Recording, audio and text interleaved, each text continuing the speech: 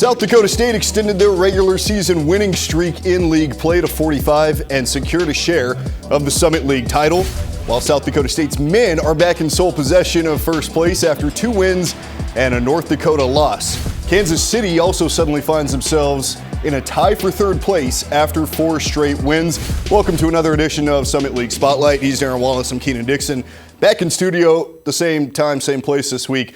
A special shout out to Denver's swimming programs on winning the Swim and Dive Championships in Minneapolis over the weekend. 11th consecutive swimming and diving title for Denver's women program. 10th in the last 11 years for the men. The indoor track championship was in Fargo this weekend, and North Dakota State's women defended their home turf to win. South Dakota's men won again this year. Let's talk hoops. We are 9 days away from the start of the Summit League tournament right here in Sioux Falls. South Dakota State's women have locked up the top seed for the tournament with their wins over the weekend. So even if they lose both this weekend in North Dakota and North Dakota State, and the Bison win both of their games, it will go to the third tiebreaker, which is a head-to-head with the third place team, Oral Roberts, who the Jackrabbits swept and North Dakota State split with. So South Dakota State will get the top seed. The Jackrabbits men's team has not secured anything, but they do control their destiny with probably 2 games that are the toughest on their schedule coming up on the road at North Dakota and North Dakota State.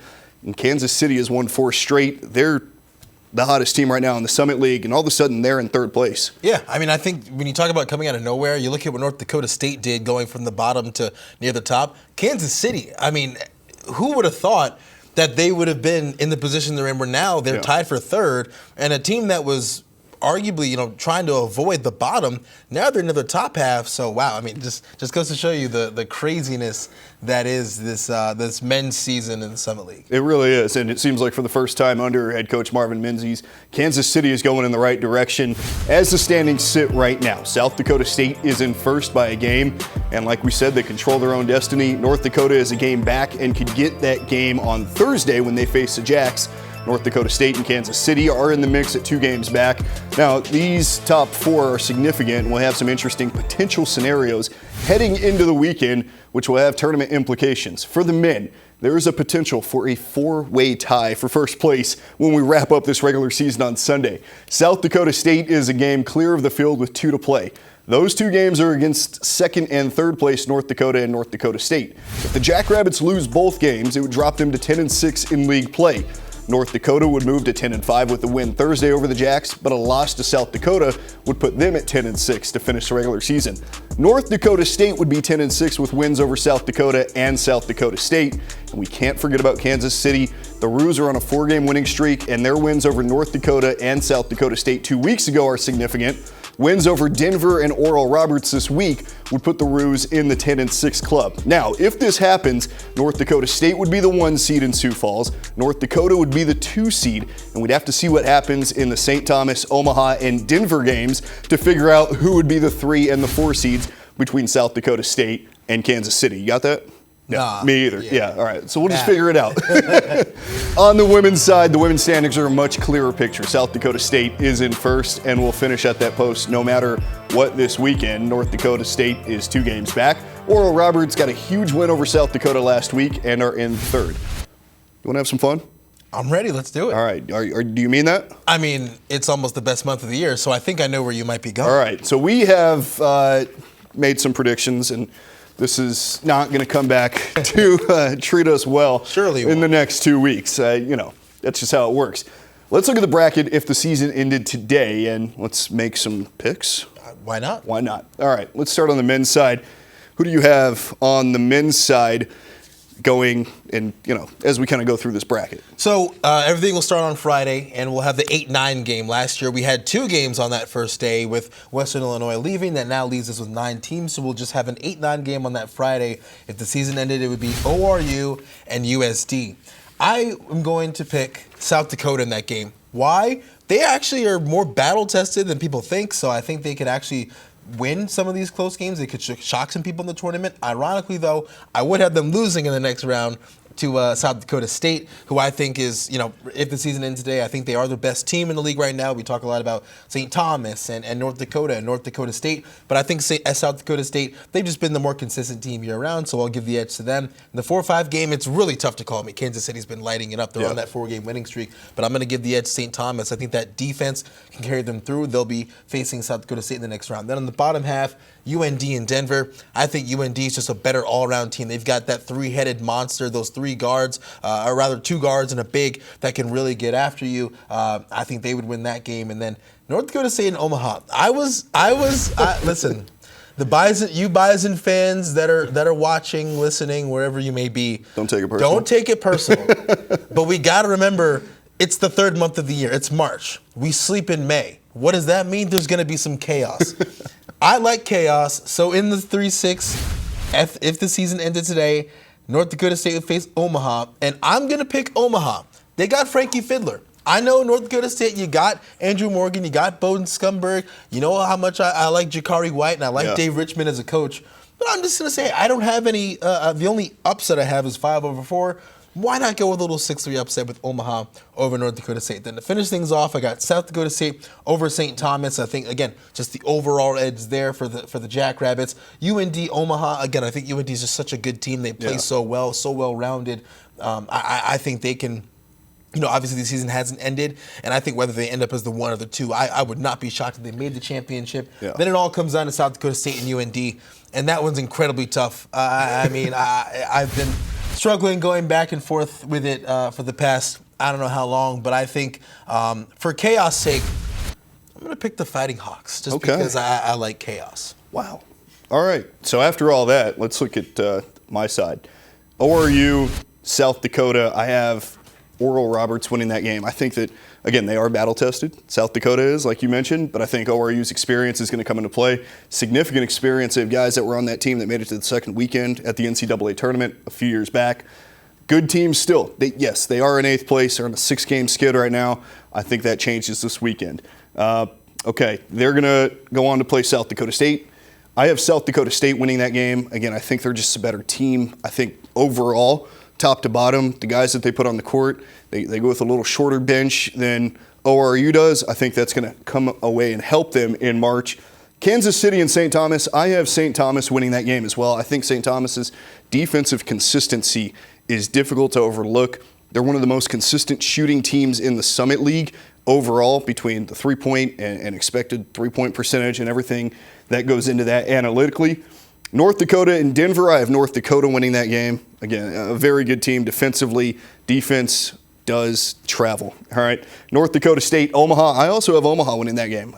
Look, Frankie Fiddler. Hey, if you're going to get on me, Bison fan, you're going to get on him too. I'm just saying, we're not asking for it, but it's equal game. Yeah. All right. So I think that's going to be a fascinating matchup. Omaha has Frankie Fiddler. He's been playing well all season. This is when your stars shine. I think North Dakota State doesn't necessarily have that guy that's going to say, hey, give me the rock and let me make a play right now. I think Frankie Fiddler does that there. In the semifinals, South Dakota State against St. Thomas, I have St. Thomas. Yes, I know. I knew that was going to get a little reaction there. Look, South Dakota State has beaten St. Thomas twice this year. It came down to a 6-second left play by Zeke Mayo on the road back in January. And then it came down to a defensive stretch from South Dakota State last week against St. Thomas. I think St. Thomas comes back. It's hard to be a good team 3 times. St. Thomas wins that. North Dakota against Omaha. North Dakota wins. And again, that comes down to the defensive end. And then North Dakota, St. Thomas. North Dakota is going to go ahead and get the automatic qualifier from the Summit League for the first time since joining the Summit League. So that's my men's bracket. The Sather boys, the Fighting Hawks, man. This could be a special year for them. The Paul Sather formula. I don't know what it is, but it's working. A lot of defense. Yes, on the women's side. So on the women's side, again, starting on Friday, we've got the 8-9 game. Kansas City versus Omaha if the season ended today. I'm going with Omaha, 9/8. Small upset, but if there's anything I learned about Omaha in March, especially from last year, it's that you can never quite count them out. Even as a 6 seed, they made the tournament championship a year ago. And I think when you just look at their good players, like Grace Cave, Morgan Gardner, Kennedy Grant, Aaliyah Stanley, when they all play a good game at the same time, they're really good. I mean, they have good players. They just haven't quite been able to put it all together in the same game yet. So I'm picking Omaha on that one. Then they would go on to face South Dakota State. I mean, South Dakota State, I don't think much needs to be said. They're the best team, the best women's team in the conference. They're an absolute buzzsaw. They'll steamroll Omaha. South Dakota versus St. Thomas, which is really tough. South Dakota did just put up a really good performance against St. Thomas a week ago. They looked arguably one of their best games in recent memory. They pulled away in the second half. Defensive masterclass in that second half. So I'm going to go with South Dakota to advance there. They will be without Kayla Karius, who is due to have her baby there. So we're wishing her all the best. And Mike Jewett will step in and continue to lead the Coyotes, hopefully to a postseason win. So I'm picking South Dakota there. Then the bottom half of the bracket, we have North Dakota State and Denver. Now, if there's anything I learned from the tournament last year as well, it's that your stars truly shine. And sometimes all you need is just that one special player. Last year, it was Mana Mensah. Who did Mana Mensah and Kansas City beat to start their magical run? It was Denver. Yes. So I think Denver... The buzzer beater. Yes. The buzzer beater. So I think Denver comes in, revenge on their mind, trying to make a statement, and I think that they'll beat North Dakota State in the Denny Sanford Premier Center in that first round. I think they have those caliber players like Amanda Mensah, Angelina Robles and Emma Smith and JoJo Jones. I think North Dakota State's going to lose for the second time as a 2 seed in the first round. I think it could happen. That's not a knock on North Dakota State or the Bison fans might really hate. Look, we're just having fun here. This is all that. But I'm picking Denver to pull off the upset. Like I said, I think they have 3 players who can go on a Mana Mensah type run and carry this Pios team. So going with the 7-2 upset there. Then to finish out the bottom half, Oral Roberts in North Dakota. Picking Oral Roberts, I think they just have a better offense. Not necessarily the strongest defensive team and haven't even been particularly great outside of the Mabee Center, but I think they're just an overall better team. Again, I won't rule out the ability of Casey Bravich, who just dropped 40 last week, so she's liable to go off and carry this Fighting Hawks team, but I think just overall the talent and the amount of players that Oral Roberts will just be too much for North Dakota to overcome. Then going back to the top half, South Dakota State, South Dakota. Unfortunately, not unfortunately, but fortunately for us fans, we'll get to see another interstate rivalry. Unfortunately for the Red fans and the Red team on that rivalry, I think Blue wins it again. I think South Dakota State will steamroll. I think they're just too good, and they're just far and away the best team on the women's side. In the bottom half, again, if there's a team that could go on that Kansas City type run, I think it could be Denver. I'm picking Denver over Oral Roberts. I think for as good as Oral Roberts is, for as good as their offense is, if there's anything that we learned from this season, when these two teams matched up, albeit Denver was at home, Denver scored 102 points in regulation against Oral Roberts. So they can score with Oral Roberts. They can keep up with them. And I think they play just enough defense where they'll be able to get over that hump. So I'm picking Denver with the upset. But then in the championship, I think the Jackrabbits roll. I think they earn another bid to the big dance, and I think this is the type of team with the way that they've been playing lately. Don't be shocked if they go into the tournament as a 12 or 13 seed, and they'd really be better than a 12 or 13 seed, and they could upset somebody in the tournament. Yeah, beware 5 and 4 seeds in the tournament. On the women's side, for me, I have Omaha winning that 8-9 matchup again. Same thing. I mean, they just have success in March. I don't know what it is, but something about playing in Sioux Falls for them works. I have South Dakota State beating Omaha. I think that the Jackrabbits are a really good team, as we've seen. South Dakota is going to beat St. Thomas. Depth, again, I think they just have a star player that will shine above everybody else in Grace Larkins. North Dakota State beating Denver, so I don't have that upset. I'm not riding with you there. I just think North Dakota State, again, star players, Heaven Hamling, Elle Evans, really good players will shine in March. Oral Roberts, I have the 3, so I have 1, 2, 3, and 4 all moving on into the semifinals. In March, be careful. Yes. In the first semifinal, South Dakota State, I have them going on to the championship game. And then I have Oral Roberts beating North Dakota State. They've done it already this year. I think they could score a ton of points in March, but overall, at the end, it's going to be South Dakota State coming out on top, and that's how the bracket looks for me. And so South Dakota State women for both of us, North Dakota men for both of us. This could be interesting here. Yeah, we could either be really, really smart or really, really dumb. There's no in between. But again, the season hasn't ended yet, so these aren't official That's true. predictions. We'll have prepare yourselves before we make our actual predictions. But if the season ended today, that's how we would shake it all out. Yeah, and obviously there's still so much that needs to be sorted on the men's side. Really, 1 through 7 haven't even been decided yet. There's still a lot that's happening there. Let's take a look back at some of the best games from the past week. There were a lot, so picking 4 was tough. Let's start on the men's side. North Dakota, well, they won a really close game a few weeks ago over North Dakota State at home with Lamar Kujahovic scoring a last-second bucket. This time, another thriller, but in Fargo, down 7 with 6:30 left. North Dakota State stormed back with a bucket from Damari Wheeler-Thomas, followed by some inside-out play from Andrew Morgan, a big-time slam, and a triple to give the Bison a 1-point lead. North Dakota State outscored North Dakota 19-7 in that final 6+ minutes to secure their major 73-68 win over the then first place Fighting Hawks. Andrew Morgan scored 27 on 11 of 15 shooting from the field to lead all scorers. A big win for North Dakota State. Yeah, much needed, especially, you earn the split, the rivalry game. I think when you look at just the way that North Dakota State, the resolve that they showed, they trailed by 7, about getting close to that 6:30 mark, like you mentioned, and it was like immediately the Bison just came storming back. They never wavered, they never faltered. The crowd kept them in the game. It was a super entertaining game. I loved watching every second of it. Huge credit to the Bison and a much needed win as they continue to surge forward in the standings. But also on the men's side, we had another barn burner of sorts. The bottom 2 teams on the men's side of the Summit League linked up for a Saturday afternoon matchup, and in typical South Dakota fashion, they found themselves in a game that came down to the final moments. Keenan, in the first half, ORU created some separation thanks to shooting 55% in the first half. Isaac McBride did his part to contribute to that. He finished with 19 points in this game, but trailing 38-32 at the half. South Dakota had won just 2 games this season trailing at halftime. Going into this game, that would change, though. Back and forth we went down the stretch, but the hero would be Boston Holt, driving in and putting in the game-winning layup.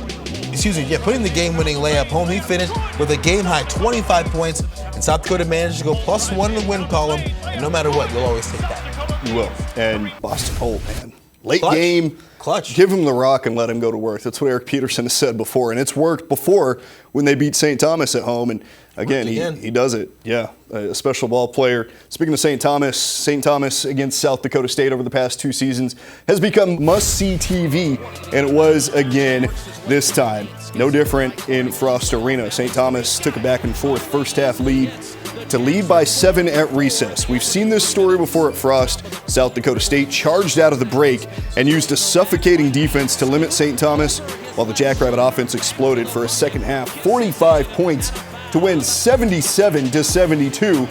Zeke Mayo finished with 23 points to lead all scorers and was one of 4 Jacks in double digits. A special performance from Zeke Mayo again, and a special night for the Jackrabbits, the last game that the men will play in what's called Frost Arena. Yeah, and it's a little more impressive when you remember Zeke did go down. He was dealing with a little bit of a back injury. He did sub out of the game, came back in, but he was kind of reaching for his back, was dealing with that. So we'll see if that maybe affects him moving forward. But still impressive. I mean, South Dakota State really anchored down on defense down at the end. And I asked Eric Henderson, I said, does it feel kind of fitting that in your last game inside Frost Arena as we know it, right? Yeah. You win a game with your defense, and you close it out that way. And he said, yeah, I mean, there's just no better way to do it. He's a defensive guy. Credit to him for and his defense for the way that they were able to close out the game. And also on the women's side, South Dakota State and St. Thomas played, and it was another day, another dollar for the Jackrabbits as they clinched another Summit League Conference regular season title, make it 45 straight regular season conference wins. And they also have a chance for another undefeated regular season, back-to-back years, possibly running the table in conference play. Brooklyn Meyer, Maddie Mathewitz, and Paige Meyer each scored 20-plus points. The Jackrabbits dominated the Tommies. South Dakota State led by 40 points at one point, Keenan. How does anyone stop the buzzsaw that is South Dakota State? Well, you heard our bracket predictions earlier. The answer is I don't think anybody can. I mean, they're just so consistent and so good, and the brand of basketball they play is hard to beat. Their defense is one of the best in the Summit and really one of the best in the country, as we've seen it over the years. And I mean, for Aaron Johnston, the coaching that he has done this season has been very impressive, and we've talked about this might be his best coaching job in recent history because of all the injuries and all the adversity that they've had to overcome. But we heard him last week, and he talked about it's more than just a player going down. It's a human that's having their season stripped away from them. So they've rallied around that, and I mean, we've seen players step up and literally walk-ons. Yes. Joining the team. Tori Tollefson and Isabel Asoff. I mean, they've made valuable contributions to the team, whether it be in practice or even more so Tollefson actually getting into the games and making a real impact. Yeah, it's very impressive. Let's talk X Factor. Speaking of Tollefson, who stepped up last week on the men's side for you and really caught your eye? Well, you mentioned him in the highlights. For me, it's Damari Wheeler-Thomas. I mean, my X factors are never going to necessarily wow you in terms of just, scoring 20, 30 points. Those aren't really X factors. Those are really stars contributing. Now, if an X factor does go off for 30, I'm going to comment on it. But Damari Wheeler-Thomas, he shot over 60% from the field. He's 6 feet tall. I mean, he made clutch bucket after clutch bucket. He started the run when North Dakota went up by 7 points down there in the second half. He started that run before Andrew Morgan scored 5 straight points. Damari Wheeler-Thomas was clutch for the Bison all week. He was what they needed when they needed it. So I'm giving my X Factor of the week to Damari Wheeler-Thomas. All right, and then on the women's side, who was that player that stepped up? For me, again, Jaylee Oglesby. I mean, she comes off the bench. She averages nearly 14 points a game, scored 12 on Thursday, 18 on Saturday in a big win. And I think that win also kind of makes you question again, is Oral Roberts back per se? Are they back on the right side of things? Again, they are at home where they've been dominant all year, but that's a big win over South Dakota, and Jaylee Oglesby is a big reason why. I mean, she comes in, it's like she doesn't miss. Yeah. So, I just got to give credit to Jaylee Oglesby and what she's been able to do this season because it's been really impressive for scoring off the bench. All right, when we come back, we'll talk to the X Factor for Kansas City, who's led them on their 4-game winning streak.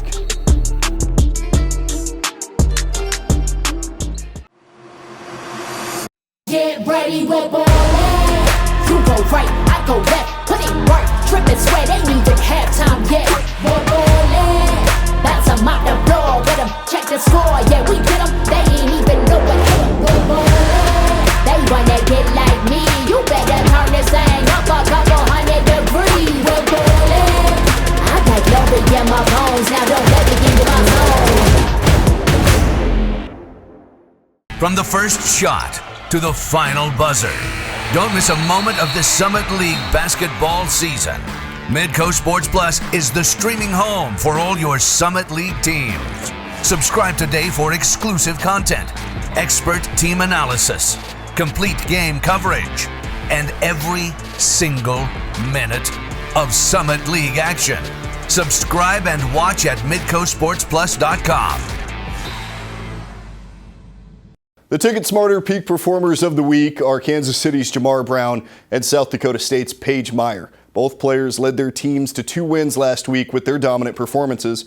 Paige Meyer collects her 3rd Peak Performer honor of the season while leading the top team in the Summit to another regular season title. The Jackrabbit Jr. had 17 points and 8 rebounds in Thursday's win over Denver, then added 23 points and 9 dimes in Saturday's title-clinching win over St. Thomas.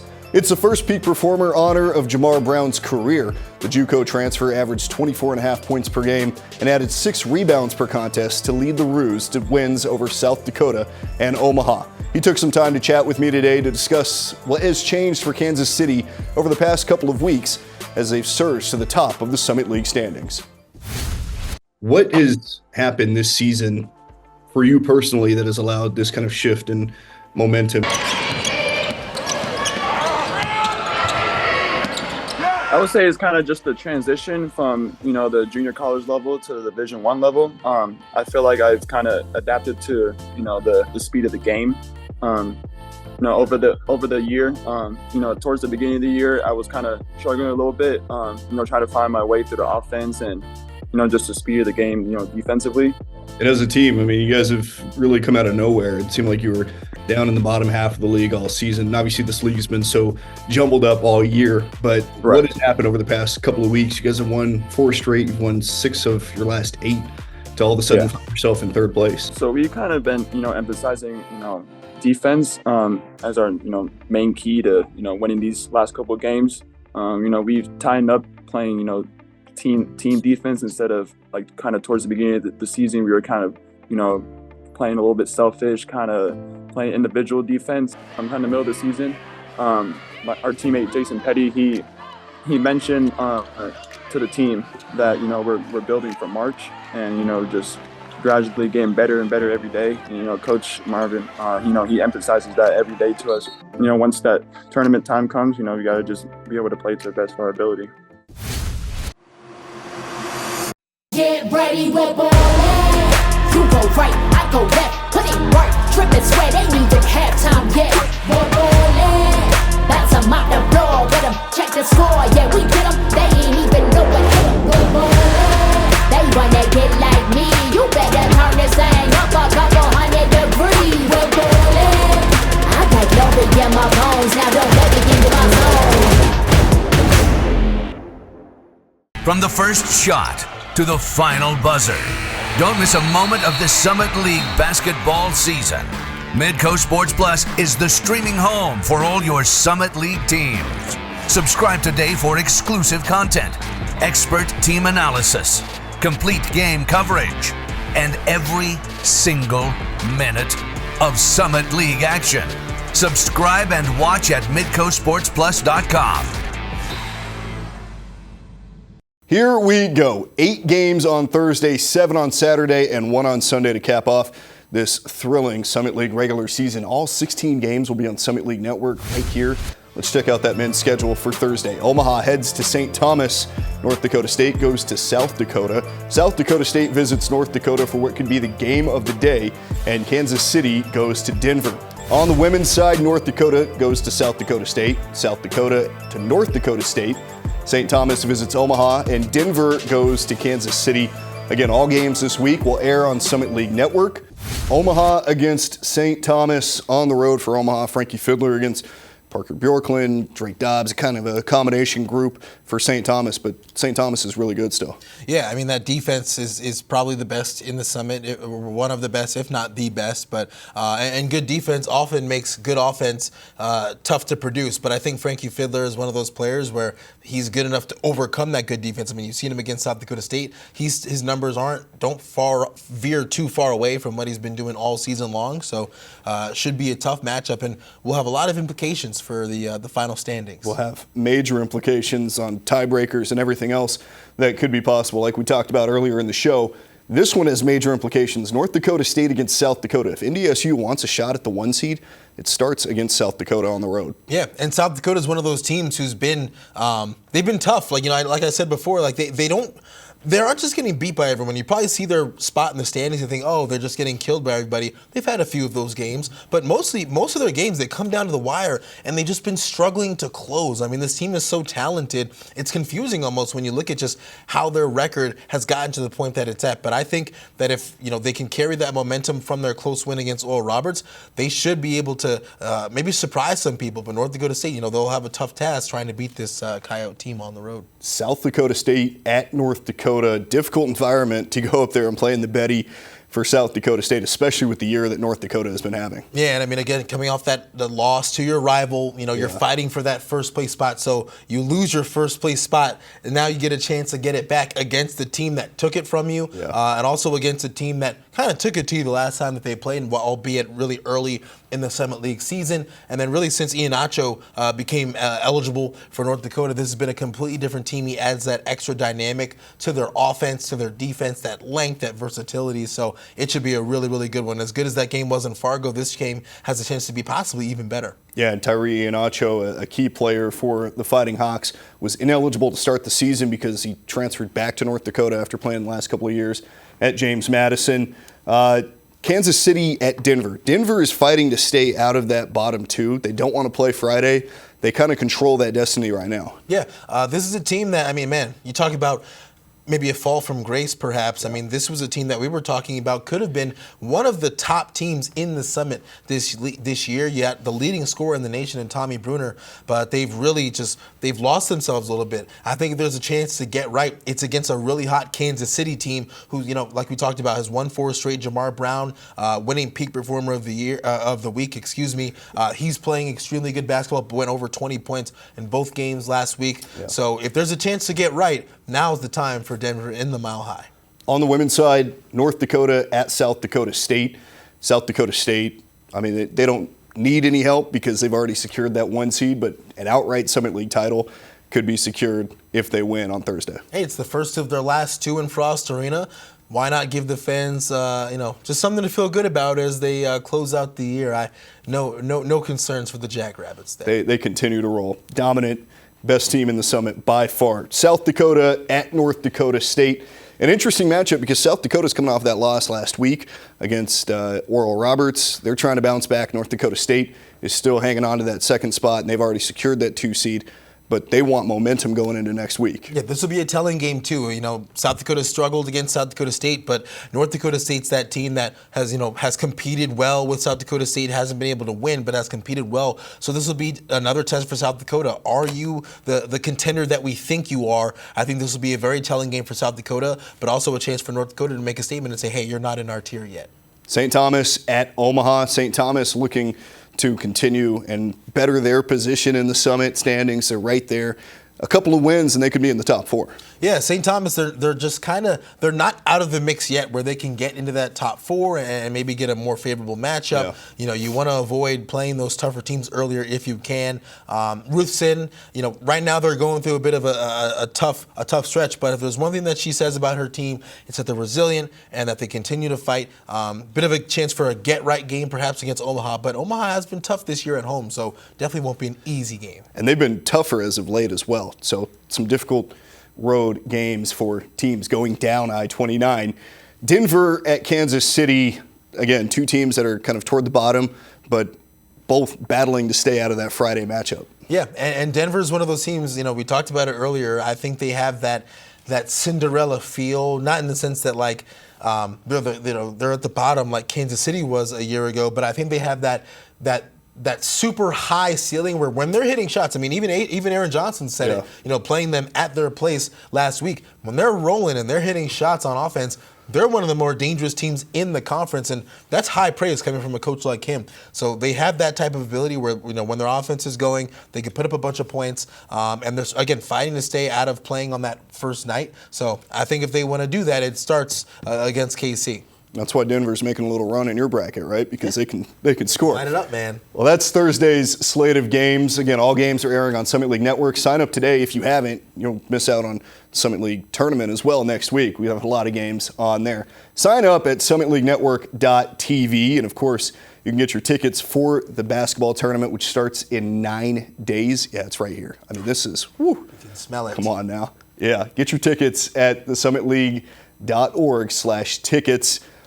Wow. I mean, it seems like we've come a long way in the past 8 weeks, and we have, and it seems like we were expecting some separation on the men's side in terms of clarity 1 through 9. I don't think we have that. We don't have it. I mean, like you said, we could have a chance for a four-way tie. I mean, shades of the volleyball season where we had a 4-way tie at the top. We could have that exact same scenario after this weekend in men's basketball. So not saying I'm not rooting for it, not saying I am rooting for it. Let's just say chaos can be good when it comes to college basketball. It's fun being a neutral observer because we don't have that stress about, oh, I'm a fan of this team or that team, and I don't want that to happen. We just want chaos. Right. As Andrew Morgan said when we talked to him earlier in the year, he said, it's annoying because all these teams, it's just one team wins, one team loses, everything changes, and it makes it tough. But at the end of the day, just got to lace them up and go hoop.